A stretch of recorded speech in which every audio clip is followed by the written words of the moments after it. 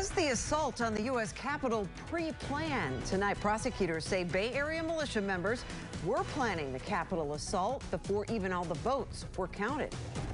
Good evening, I'm Stacey Scheible. And I'm Keith. Kate, thank you for joining us tonight. That development was revealed in the latest indictment for a very rare charge, sedition. 8 on Your Side investigator Walt Buteau joins us tonight with details.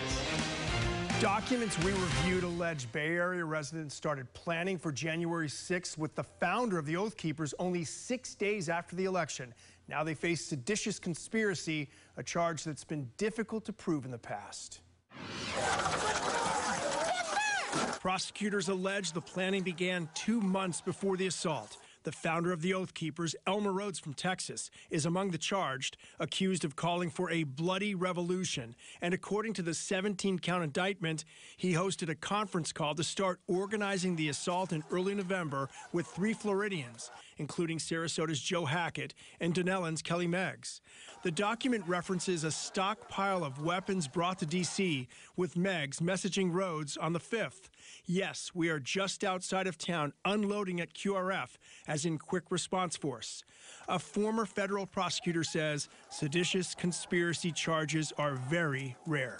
It means that someone has been accused of using force to oppose the authority of the United States. So it's a pretty big crime. It's punishable by up to 20 years. Rare and difficult to prove. The last time anyone was charged with seditious conspiracy was 2010, when Hutari militia members were arrested in the Midwest. But the judge ordered acquittals, ruling the government did not prove the defendants made plans for a rebellion.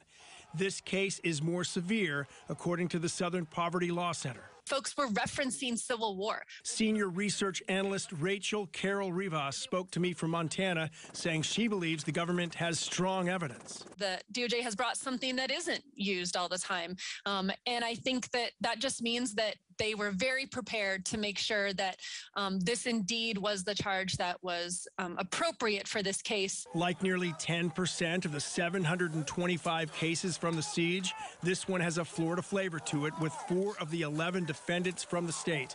Carol Rivas says she believes groups like the Oath Keepers expanded in the state as part of a strategy. I think they understand what's at stake in Florida when it comes to a place that really is up for grabs when it comes to which direction it heads.